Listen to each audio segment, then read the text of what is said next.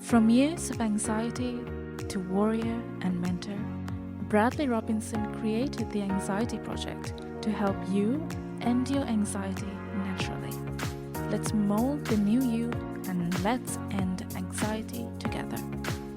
Hello, everyone. Welcome back to the Anxiety Project podcast. Welcome to episode 263. And here we are with this holiday special today. And we're diving into money because, I put this list together of really important strategies to implement now that it is holiday season because I've struggled with these. So putting together this podcast is really meaningful to me because these are what I value when the chaotic time of year does come around. So I'm talking about money, budgeting yourself wisely because there's this future anxiety down the road of your bills come January that sometimes it gets swept under the rug. And then the anxiety later comes.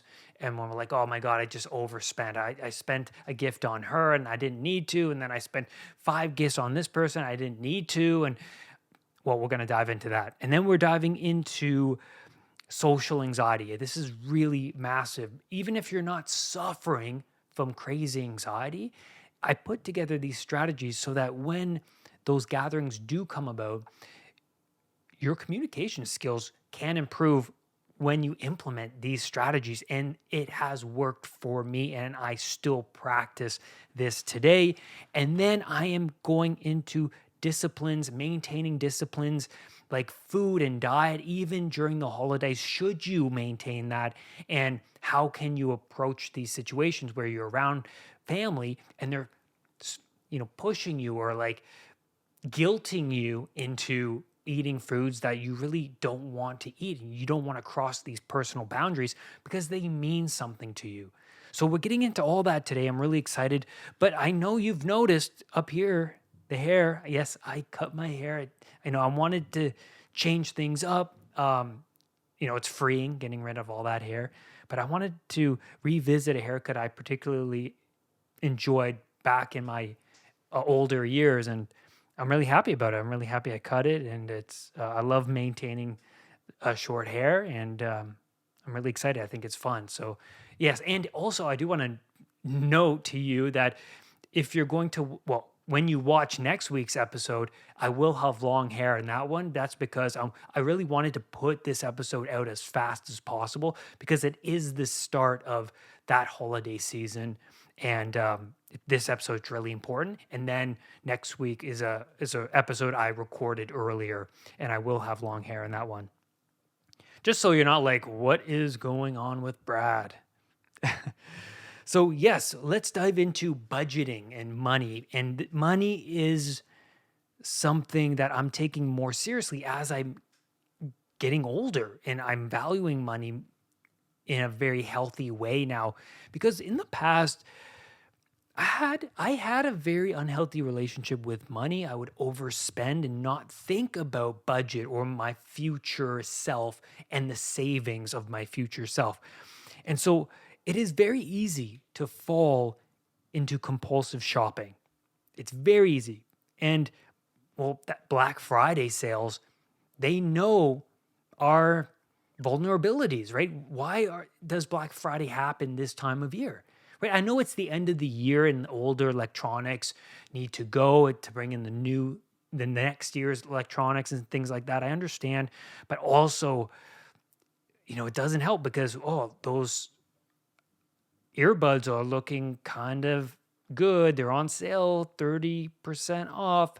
The laptop, the computers, the gaming systems, the TVs, and your mind tends to sway you into these items that you don't really need, but your mind tricks you into thinking, well, I could use a new TV. And so I believe in minimalism. I believe in watching money and this time of year, watching yourself like a hawk, because everything around you, like I said in previous podcasts, the culture is working against you. Remember that. It wants you to not think about your bank account. It doesn't want that. It'll do what it can. Well, look, 30% off. Don't you need this new vacuum? It's the new model. It's Black Friday. I can't pass that up, right? Well, maybe you can. Let's talk about that. So, there is this one element to gift giving that is really important to emphasize in today's episode, which is I really want to show my appreciation to the people around me. I'm going to feel really good when I give that gift because I know they really want that gift. And I'm going to look pretty good. And also, I'm going to feel pretty good because I gave something. I gave something to someone who, would really value it. And, I give gifts. I'm coming here and I'm saying to you, I do give gifts. I watch for what people would like and I give it. But then there's that other part of me that was a problem years ago when I would overspend and give like more than two gifts to somebody. And then I would be like, well, I could have just settled with that one really good gift and I could have saved a lot more money. But you get caught up in that dopaminergic rush of, well, I got this really great gift. Maybe I can get this really great gift for someone else and I can give all these people these great gifts. And then your mind is running wild. And it's the dopaminergic system, it's the reward chemicals heightening in your brain because, well, you got something that someone would value. And what's around the corner? It's like the slot machine mentality, right? I could get something better. And then you see something and it reminds you of someone. And then you say to yourself, well, that's actually better than the previous gift. Maybe I should get that one for them too. And so, yeah, it can be a really hectic time of year when it comes to money. But remember, purchasing a great gift is problematic in the sense that not only does it lead you down a road where you want to supply great gifts to other people, there's this there's this relentless list of names that continuously generates within the mind during this time of year. Like, what if I get a gift for Susie or Max or Leonard or Ron? What about them? Oh no, I forgot about Jake. What am I gonna do? Right? And it just keeps piling up. And we can get lost in the gifts because you've already overspent already, but then you forgot about all these other people from your office or relatives, and then you get caught in that rabbit hole. But where's the line? Where can we draw that line so you're not anxious come January when your bill is too much? We have to look towards the future. And if we put so much emphasis on materialism, then wouldn't the value of, say, God or the music of Christmas or the family gatherings or the decorations, would that not be so valuable if we're putting materialism so high up on the values hierarchy? And in the past, I valued gifts and I overspent, and I've valued the music and the decorations and all the Christmas spirit and God and the family gatherings. Definitely, I value all of that. But I found that in the past, it's been so exhausting for me when it comes to the overstimulation of presents. And then the family, and then the food, and the sugar, and the coffee, and whatever, and the alcohol. And then it really plays a big role on your mental health. And I've noticed that. And over the past couple years now, I've really improved on how I handle this really chaotic and stressful time of year. But I believe in gratitude. I believe that behind the materialism, there is so much value in in the magic of the family gathering, just being there for people and sharing food. And I believe, giving items is valuable. I still do, but I don't exceed and go crazy anymore. I really plan out my budget and I think about, well, how is January going to turn out now? And so before purchasing gifts, these are the strategies I want you to implement and ask yourself. And I hope that you write these down and re listen to the podcast. I think that's important too. But is this something they need? Right? And you're in the store and you see that amazing gift and you're like, oh, Susie did want headphones. I already got her something, but there's these headphones here and man, she would love them. Ask yourself, is this something they need? Well, you could say, well, yeah, she does need them, but is it a need like of want or is it a need like, well, I need this in order to survive, right? There's a big difference there.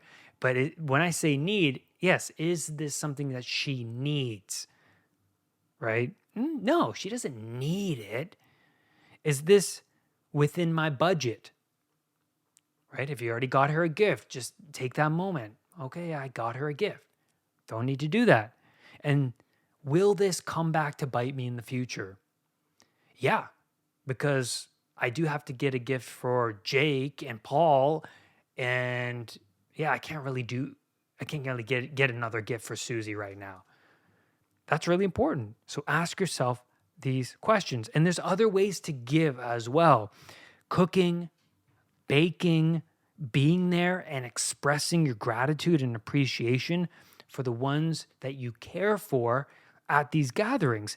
And, giving people experiences, tickets, maybe you can take them away on, well, a night out, maybe a concert, uh, maybe a gallery, maybe water park, a spa.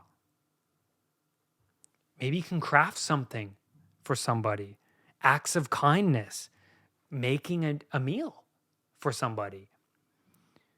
Small gifts are really great too, like coffee, like their favorite coffee, right? Or food or lotions or covering a podcast subscription for somebody, right? Or giving them a book or that spa day.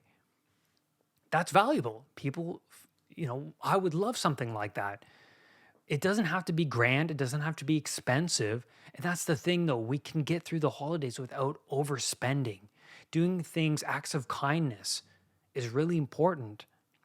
And I made a mistake of not budgeting and I've overspent on previous Christmases. And so I find it useful to write out a reasonable budget or construct one in my head and stick to it. And I talked to Maggie about this too. It's like, how much are we willing to spend? Are we going to get a gift for each other? One gift? Are we, how far into the spending are we going to go? And so look at your bank now and figure that out. And then we are then diving into social anxiety. And this is so important because so many people who are socially anxious, they don't set themselves up for success. So a traditional habits of the socially anxious person is avoiding eye contact, slouching, one word answers at those get togethers, being quiet and not really progressing conversation, avoidance behavior. One of them is hiding behind your partner and tapping them on the shoulder, saying, when are we going to go? And, leaving early. That's part of that too. But also, avoidance could be walking into other rooms or spending too much time in the bathroom. And then, yeah, leaving early. I already said that. But their main interest is in themselves and their harsh self judgments. Now, also their mind reading, and this is big because in their head, they are saying, people must think I'm awkward. I am awkward. I do not feel well. My heart's pounding. What's going on? Oh no. And note that walking into these particular situations already with dread and anxiety in the mind, you are already ruminating on images of how terrible this gathering is going to go. You're going to step into failure. That's it. So let's talk about this. What can you do? What are the strategies? How does one prepare? Well, this is big. Morning visualization on how you want the gathering to go. Even if you're not socially anxious and you're like, yeah, I'm pretty good and I'm excited. It's like, yeah, but you should always mentally prepare for these things because you could end up saying something you regret. You could end up doing something that you regret. You could make this situation so much better just by visualizing in your mind how you want the experience to go. What do you look like? How do you feel? Are you confident? Are you standing up straight? Are you laughing? Are you smiling? Are you making eye contact with people? Because you have to add certainty as much as you can to the uncertainty. The mind doesn't know the difference between what's real and what's imagined. So do this for at least 5-10 minutes. That's how quick it can be. It's perfect. You just visualize it. Go through it in your mind's eye. Imagine yourself and then your family together and how you want to be. Because just so you know, I suffered from very bad social anxiety in the past. Very bad. And so it took me a long time to work my way up.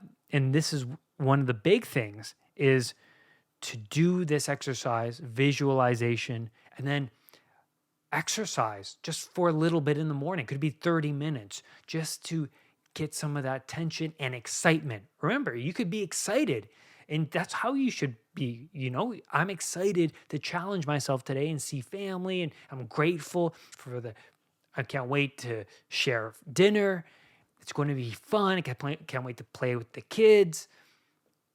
And so, yeah, it's exciting. And to mitigate that excitement, because everyone's running around, especially maybe your wife's preparing this and the kitchen's messy, and then you're trying to wrap some last minute gifts, and then you're trying to run to the store to pick up a roast, or, that's what happens.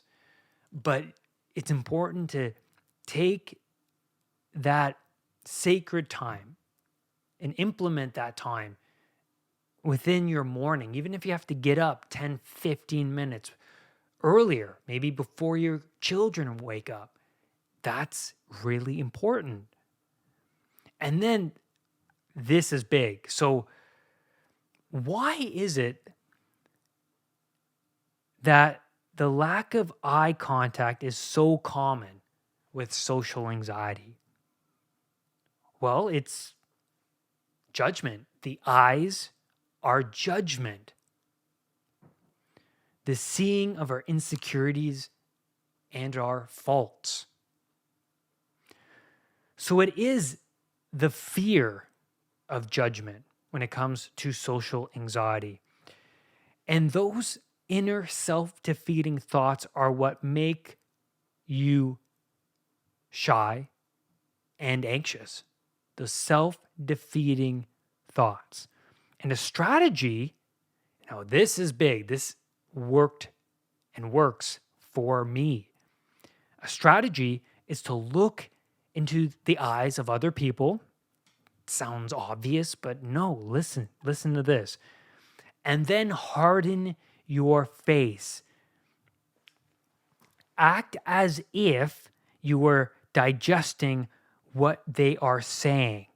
Even if you have a hard time because you're anxious and it's hard to process words and sentences when you're already anxious, but act as if. So if you're watching this podcast, this is how I approach conversations. I don't approach conversations like wide-eyed and I'm like, you know, like this. I harden my face in this way. Like I squint a little bit and then I'm just looking into their eyes just like that, just like this. I listen, I nod a little bit. But it's when you don't know how to present your persona, that's a problem. So this is how I developed my persona is by, well, I listen. Then keep your focus on the other person. And this tricks your brain into thinking that you are serious about this interaction and that you care and what the person has to say. And also, chin up. Chin up. Good posture increases serotonin. When you're hunched over, this fuels negative emotion. It fuels your anxiety. And it just sums up what kind of person you are. Acting as if changes the chemistry within the brain. And then ask questions to the other person pertaining to what they said to continue the conversation. Because for me, when I was suffering from social anxiety, I was very internal. I wanted to get out of there all the time. I said one word answers because I didn't want the conversation to progress. But then I developed the mindset of, well, how am I going to get better if I don't practice my social skills? If I don't look at other people in the eyes? If I don't progress the conversation? I started to set these bars for myself. And so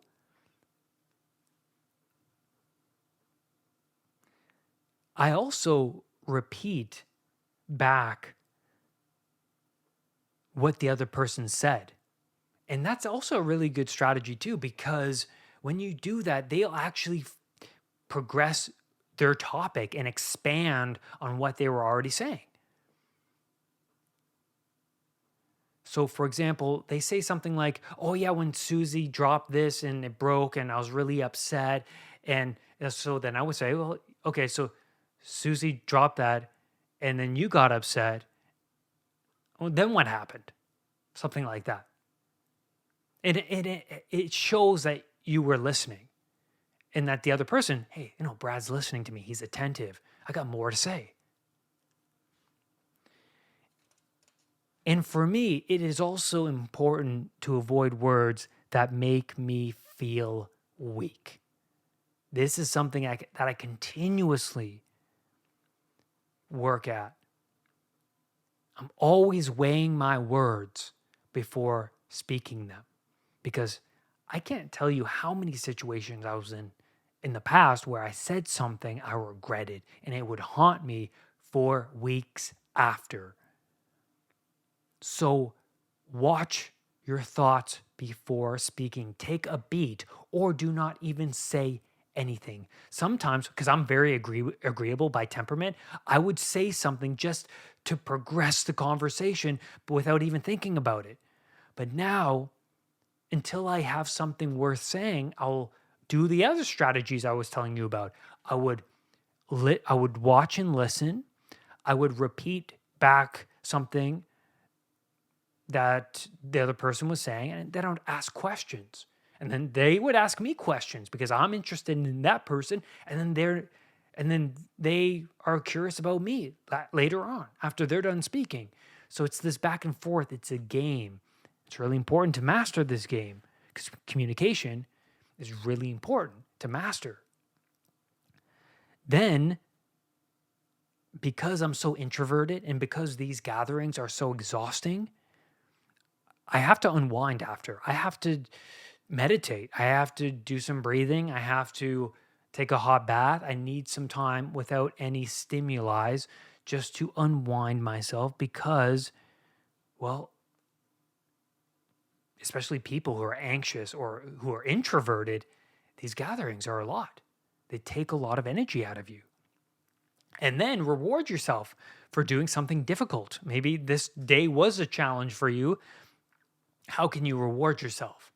Well, I'm not saying go out and get an ice cream sundae. I'm saying, have a hot bath and relax and unwind, give back to yourself in very healthy ways.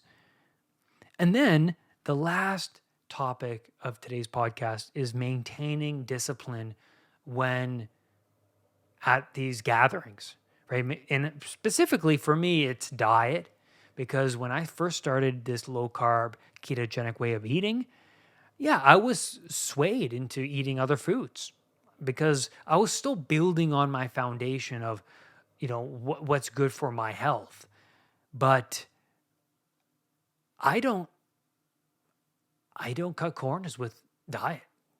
Even when grandma, makes her pie, I'll say no. And I believe for me, that's the right answer. I believe in that because when you are half in and half out, that circuit that finds the half out pleasurable, eating that pie, it will be tempted and responsive and sensitive after the get together to other pleasures. There is always a consequence. Remember that. There is always a consequence. So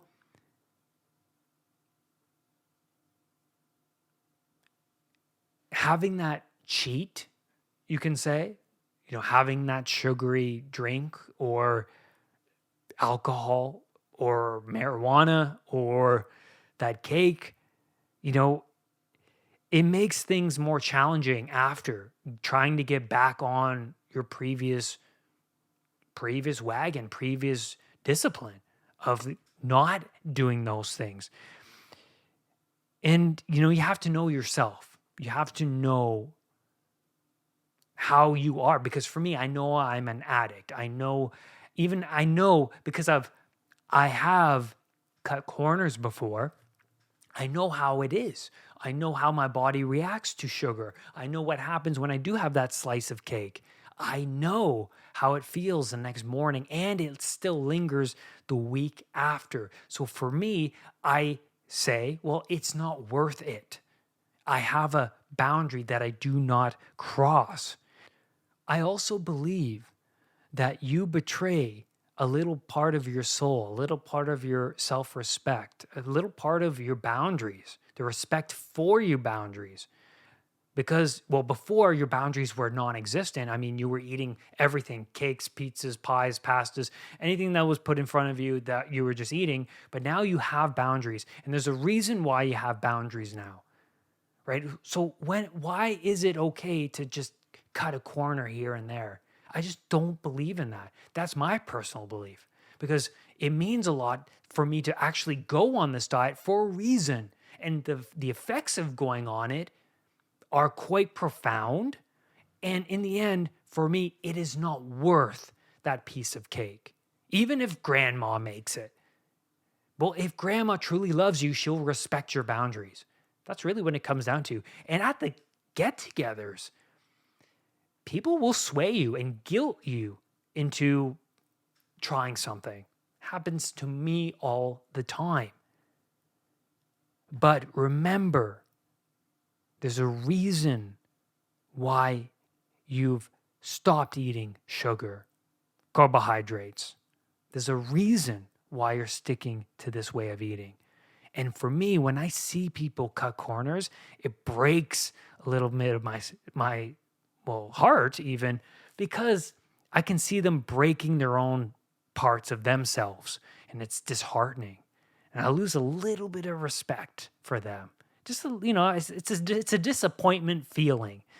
And I don't want to feel that for myself if I cut a corner. That's just me.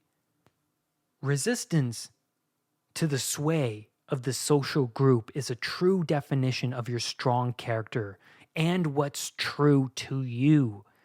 New circuits on top of the ones that say, oh, to hell with it, eat that cake, doesn't hurt.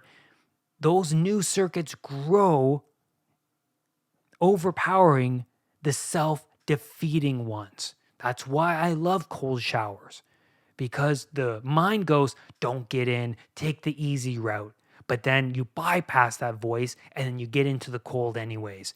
And then you're training your mind to say, well, I don't have to listen to you. And you're training this new voice to say, you know what? I'm getting after it no matter what's in my way. And that's where I'm going to leave you on this podcast episode. Thank you, everyone, for being here. Happy holidays. I'm coming out with another podcast, new podcast next week, but I wanted to bring this one out to you guys this week so that you can prepare mentally and physically for the holiday season. Rise above anxiety. I'll see you next time. Brad's Powerful Anxiety Recovery Program is now available at unpluganxiety.com. The Anxiety Project program is downloadable and puts the power of anxiety recovery in your own hands. Visit unpluganxiety.com for more details. Recovery